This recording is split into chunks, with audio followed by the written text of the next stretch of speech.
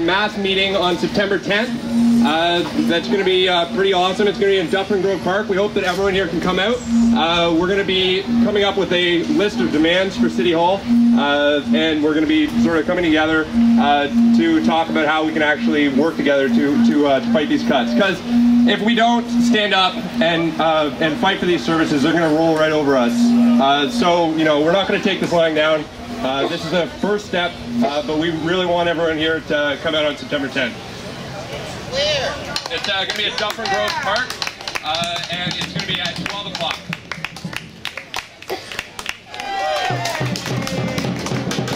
My name is Lisa. I'm with the Downtown East Stop the Cuts Committee. I'm also with the Ontario Coalition Against Poverty. We want to really welcome everybody to this park here today. This neighborhood, a very important part of the struggle against the proposed cuts from Mayor Rob Ford, one of the poorest communities, one of the poorest urban centers in all of Canada, is here in the Downtown East. So we know that this is going to be one of the neighborhoods that's going to be hit the hardest by these cuts that Ford is proposing to make at the end of September.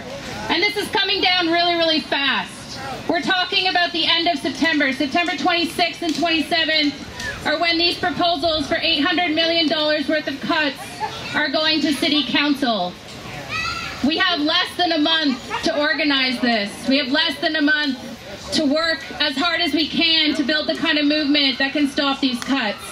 So this is part of that, and we want to thank everyone for coming out here today. We're going to...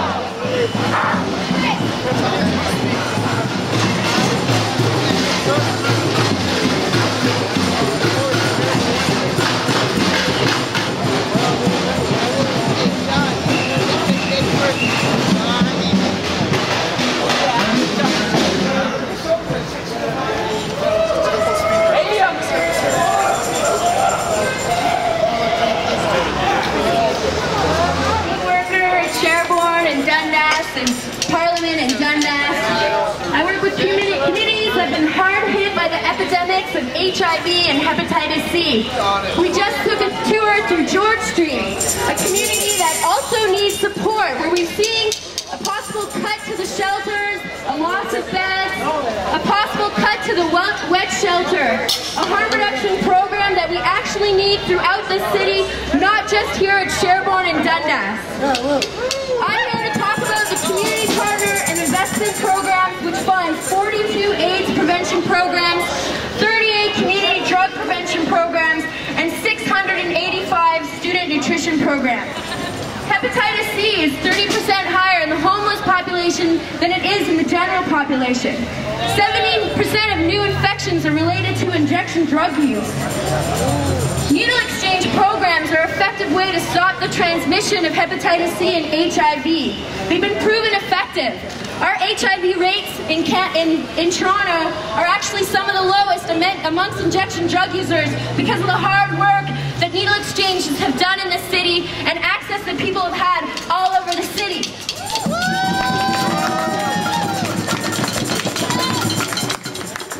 For every HIV transmission averted, we save $150,000 in the healthcare system. Every year, $1 billion is spent supporting people living with hepatitis C. These programs cost pennies. They cost a marginal amount. There are 17,000 people living with HIV in our community who need these grants. We need to stop these cuts. We need to keep these grants. We cannot afford to lose them. This budget is a crisis that they've created so that they can cut services to poor people, so they can cut services to social services, but it's a wake-up call for the rest of the country. Because what's happening here in Toronto is going to happen in every city. And we need to fight them here, and we need to fight them all over this country.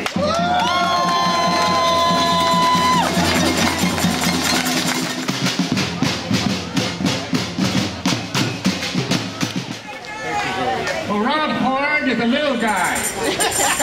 He's just a little rich guy. And we're going to deal with him. And Doug Ford. And his brother. And his brother. The reason we're going to do that is this place has a long tradition of fighting. This area has a long tradition of fighting. Jake Anharu has done research, and it goes back to the 1930s and before. In the 1930s, the place we were just at, in Allen Gardens, homeless people held that territory and fought from that territory for the rights that we enjoy today.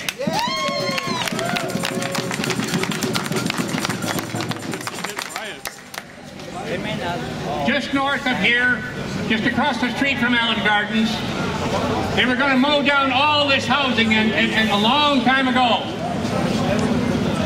But people went when the cats came, people laid in front of them, and they stopped it. And housing was built, all of this housing was built all the way south from Carleton in the early 1970s.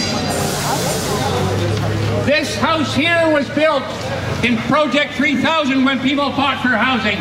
Singles won the right for subsidies here on this corner across Ontario.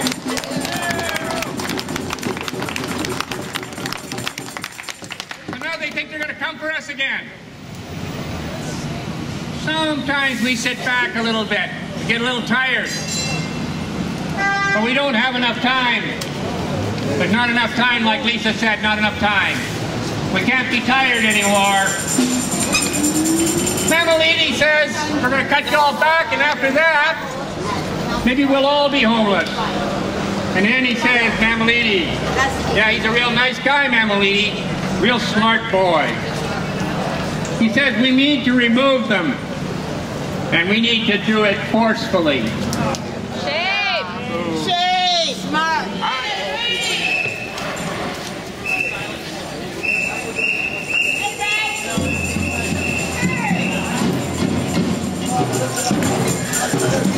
Do you have any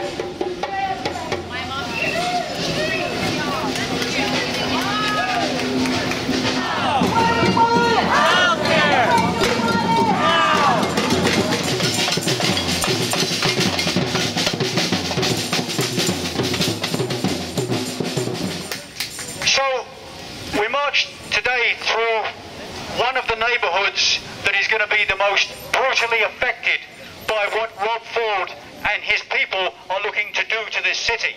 I want to say as well that this is a community and a neighbourhood that is no stranger to fighting back, to organising, to resisting, to taking them on. And I have no doubt that this neighbourhood will also be in the forefront of resistance to Rob Ford and everything he stands for in his hateful agenda. September the 10th, there is going to be a mobilisation, a mass meeting in Dufferin Grove. We want people to come out from the downtown east in very big numbers. We want people from all across this city to come out in very big numbers, to rally together in that park and to make it really a gathering that people will remember for decades as a point in which communities stood up and decided they were going to take no more shit from people like Rob Ford.